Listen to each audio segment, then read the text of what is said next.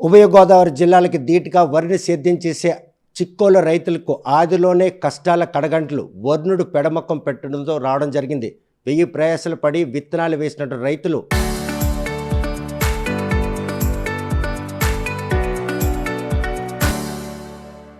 వరి నాట్లు వేసేందుకు నీళ్ళు లేక ఆకాశం వైపు ఎదురుచూసే పరిస్థితి. ఈ పరిణామాల నుండి రైతులను కాపాడేందుకు రాష్ట్ర ప్రభుత్వం ప్రత్యామ్నాయ ఆరుతడి పంటల దిశగా కార్యాచరణ రూపొందించాలని ఇప్పటికే వ్యవసాయ శాఖ అధికారులు సూచన జారీ చేశారు. క్షేత్రస్థాయిలో రైతులను సూచించేందుకు వెళ్ళినటువంటి జిల్లా కలెక్టర్ స్వప్నిల్ దినకర్ పుణ్కర్మన్ ఉన్నారు. రైతులకి ఆదాయ వనరు కల్పించే వ్యవసాయాన్ని ఏ విధమైనటువంటి వంగడాలు అందుబాటులోకి తెస్తారని ఆయన అడిగి తెలుసుకున్నాం. చూస్తే కనుక తీవ్ర వర్షాభావం కారణంగా వర్షాలు లేవు, ఇప్పటికే నాట్లు వేయాల్సి ఉంది. ఉన్నటువంటి నాట్లు పరీక్షించుకునే సాగునీరు అందని పరిస్థితులు ఇప్పుడు రైతులకి బాసటగా నిలిచేందుకు రాష్ట్ర ప్రభుత్వం ఎటువంటి కార్యాచరణలు? నమస్కారం. ఇప్పుడు ఎల్నినో ప్రభావం వల్ల మనకి ఇప్పటికే జిల్లాలో ఒక 49% ఈ రెయిన్ఫాల్ తక్కువ పడింది ఈసారికి. ఇంకా రాబోయే రోజులు కూడా వర్షం రాదు. మరి ముఖ్యంగా మన ఒడిశా ఏరియాలో కూడా వర్షం ఉండదు, అది మనకి తెలుస్తుంది. సో కాబట్టి నాగావళి వంశధార నదిలో కూడా నీళ్ళు కొంచెం తక్కువే. ఇప్పుడు నీళ్ళు ఉంది అయినా సరే, బట్ కానీ రావాల్సినంత క్వాంటిటీ మనకి రావట్లేదు. అయినా సరే ఇంకొక వైపు చూస్తే మనకి ఒక 80% వరకు వరి కూడా మన ఫార్మర్స్ వేసేశారు. సో నిన్న గారమండల్లో ఒక ఊరికి వెళ్ళడం జరిగింది. అక్కడ కొంతమంది రైతులు చాలా మంచిగా ఈ నవధాన్యాలు, మనం PMDS pre monsoon dry sowing అది అంటాం, ఈ కొన్ని PMDS మంచి అగ్రికల్చర్ ప్రాక్టీస్ పాటిస్తూ మంచి క్రాప్ తీసుకురావడం జరిగింది. దీంట్లో మనకి మిల్లెట్స్ ఒకవైపు, ఇంకొక వైపు కూరగాయలు. ఇప్పటి నుంచినే వాళ్ళకి ఏదో ఒకటి ఆదాయం వాళ్ళు తీసుకురావడం జరుగుతుంది. ఈ PMDSతో పాటు పెలటైజేషన్ అది కూడా మనం ఎంకరేజ్ చేస్తున్నాం. దీనికి PMDS నవధాన్యాలు కానీ లేకపోతే పెలటైజేషన్ కానీ ఇంచుమించుగా ఒక 800 నుంచి ఒక 1000 రూపాయలు ఖర్చు అవుతుంది ఒక్కొక్క రైతులకి, ఒక ఎకరానికి. ఇది ఎందుకు వేయమని చెప్తున్నానంటే, ఒకవేళ వర్షం వస్తే అప్పుడు ఈ నవధాన్యాల నుంచి వచ్చిన క్రాప్ అదే మళ్ళీ భూమి లోపల వెళ్ళిపోయి నైట్రోజన్, ఫాస్ఫేట్, ఫాస్ఫరస్ అది అంతా మనకి యూరియాకి కూడా తక్కువ అవసరం ఉంటుంది. ఇది కాకుండా సాయిల్ ఫర్టిలిటీ కూడా ఇంప్రూవ్ అవుతుంది. ఒకవేళ వర్షాలు రాకపోతే ఈ నవధాన్యం నుంచి వచ్చిన మనకి ఏదైనా ఆదాయం ఉంటే కొంచెం తక్కువే, ఒక 20,000 నుంచి 40,000 వరకు వస్తుంది ఒక సంవత్సరంకి. అదే మీరు తీసుకోవచ్చు. అదే వరి ఉంటే ఒక 60,000 వరకు మ్యాక్సిమం మనం తీసుకోవచ్చు. సో కాబట్టి అందరూ ఈ నవధాన్యాల వైపు వెళ్ళాలి. దీంతోపాటు పెలటైజేషన్ అంటే మనకి ఈ బాగా వేడి ఉంది కాబట్టి దీని నుంచి ప్రొటెక్ట్ చేయడానికి అది ఒక పద్ధతి. సో ఒకవైపు ఇదే, ఇంకొక వైపు ఎవరెవరు ఏదో ఒక క్రాప్ వేస్తున్నారు, ఏ క్రాప్ వేస్తున్నారు, దీనికి ఖచ్చితంగా ప్రధాన్ మంత్రి ఫసల్ బీమా యోజన కింద మీ పేరు మీరు నమోదు చేయండి. ఎవరెవరు లోనీ ఫార్మర్స్ ఉన్నారు అంటే మనకి క్రాప్ లోన్ తీసుకున్నారు వాళ్ళకి ఆటోమేటిక్గా వచ్చేస్తుంది.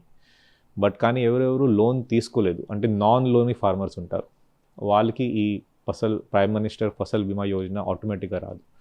వాళ్ళు ఖచ్చితంగా అక్కడ ఉన్న అగ్రికల్చర్ ఆఫీసర్కి అడిగి మన దగ్గర ఉన్న ఇన్సూరెన్స్ కంపెనీ దగ్గర వెళ్ళి వాళ్ళు మన ఈ ఇన్సూరెన్స్ తీసుకోవాలి. ఇప్పటికే మన జిల్లాలో దాదాపు ఒక 20,000 ఫార్మర్స్ పైన మనం ఈ లోన్స్ మన ప్రధాన మంత్రి ఫసల్ బీమా యోజన మనం ఇవ్వడం జరిగింది. ఇంకా నెక్స్ట్ 1 వీక్లో బ్యాంకర్స్తో మాట్లాడి అందరికీ అది ఇవ్వమని అది కూడా ఇన్స్ట్రక్షన్స్ ఇవ్వడం జరుగుతుంది. బట్ కానీ మీడియా మిత్రుల తరపున అందరికీ నేను రెండో రిక్వెస్ట్, ఒకటే మీరు నవధాన్యాల వైపు మీరు అందరూ చేసి అందరూ వెళ్ళండి. రెండోది ఫసల్ బీమా యోజన, దీని గురించి కూడా మీరు తెలుసుకొని ఖచ్చితంగా ఫసల్ బీమా మీరు తీసుకుంటే రేపు ఏదైనా ప్రాబ్లం వస్తే నిజంగా వర్షం రాకపోతే అప్పుడు మీకు ఒక ఎకరానికి 40,000 రూపాయల వరకు కూడా ఇవ్వడానికి అవకాశం మీకు ఉంటుంది. ఎటువంటి నష్టం రాకుండా ఫార్మర్స్కి మనం హెల్ప్ చేయవచ్చు. మీరు చేస్తున్న ఈ ప్రయత్నంలో ఇప్పటికే నార్లకి సిద్ధపడి ఉన్నారు, కల్టివేషన్ మోడ్లో ఉన్నారు.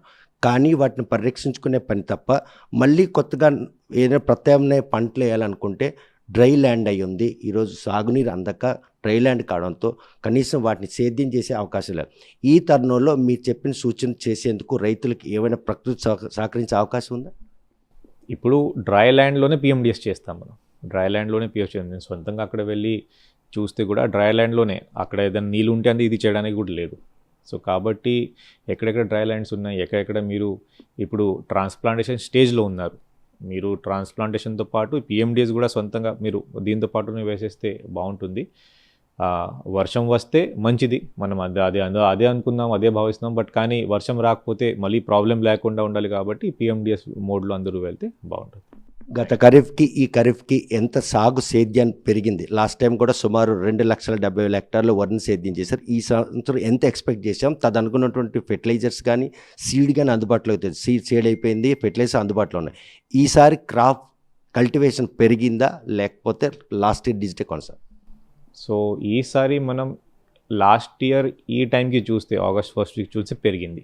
బట్ ఓవరాల్గా ఇంకా ఒక 20% ఉంది. ఇంకా 20% మన ఖరీఫ్ ఎండ్కి మనం ఇంకా టైం ఉంది కాబట్టి ఇంకా టైం ఉంది. బట్ కానీ దీనికి కూడా నేను అందరికీ ఒక సూచన, హెచ్చరిక ఇస్తున్నాను. దయచేసి ఇది కూడా మీరు అందరూ వరి వేసేస్తే అప్పుడు మీరు ప్రాబ్లం ఇంకా ఎక్కువ రావచ్చు. సో కాబట్టి అదే మీరు వేరే క్రాప్కి మీరు వెళ్తే, రాగి, మిలెట్స్ దీనికి మీరు వెళ్తే మీకు ఆదాయం కూడా ఎక్కువ రావడానికి అవకాశం ఉంది. కొంచెం కష్టం ఎక్కువ పడాలి. వరి అంటే కొంచెం కష్టం తక్కువ, బట్ కానీ వేరే క్రాప్స్ అంటే ఎక్కువ కష్టం ఉంటుంది. ఇది కాకుండా ఎక్కడెక్కడ బోర్వెల్స్ ఉన్నాయి, మీరు వరి కాకుండా ఆయిల్ పామ్ వైపు వెళ్తే బాగుంటుంది, అక్కడ మేజ్ వైపు వెళ్తే కొంచెం బాగుంటుంది. అది మీడియం వెళ్ళి తరఫున రిక్వెస్ట్ చేస్తాను. సాగునీరు అందినటువంటి ప్రాంతాల్లో ప్రధానమంత్రి ఫసల్ బీమా పథకంకి ఆ రైతులు అర్హులు కారా? వాళ్ళు లోన్ తీసుకుంటే ఆటోమేటిక్గా అర్హత ఉన్నారు. లేదు అంటే వాళ్ళు ప్రీమియం పే చేయాలి. ప్రీమియం పే చేసుకొని తీసుకుంటారు. చూస్తే కనుక ఖరీఫ్లో వరి సేద్యం చేసే రైతులకు మాత్రం వరుణుడు పెడమకం పెట్టడంతో కష్టాల కడగడ్డలు ఎదుర్కొంటున్నారు. సాగునీరు అందుబాటులో ఉన్న ప్రాంతాల్లో మాత్రం వారు అగ్రికల్చర్ లోన్లు తీసుకుంటే కనుక వారికి నష్టపరిహారం వచ్చే అవకాశం. కానీ డ్రై ల్యాండ్స్లో మాత్రం ఈరోజు ప్రధానమంత్రి ఫసల్ యోజన కింద మాత్రం వాళ్ళు ఆ భూమిని నమోదు చేసుకోవాలి, అప్పుడే నష్టపరిహారం వచ్చే అవకాశం. పంటలు మాత్రం ప్రత్యామ్నాయ వాణిజ్య పంటలు రైతులు మాత్రం అడుగులు వేయాలి. ఒకవేళ వర్షాలు కనుక రుచించినట్టయితే ఈసారి వరిని సేద్యం చేసే రైతులకు మాత్రం ఈ ప్రత్యామ్నాయ చర్యలు ఎంతగానో దోహదపడుతున్నాయి. కలెక్టర్ భరోసా ఇస్తున్నారు. ఆ దిశగా ఖరీఫ్ డ్రై ల్యాండ్స్ కావచ్చు, వెట్ ల్యాండ్స్ రైతులు మాత్రం అప్రమత్తంగా ఉండి ఖరీఫ్ కష్టం నుండి గట్టెక్కుతారని ఆశిద్దాం. వీడియో జర్నలిస్ట్ ఆంకిష్తో సత్యం, RTV శ్రీకాకుళం.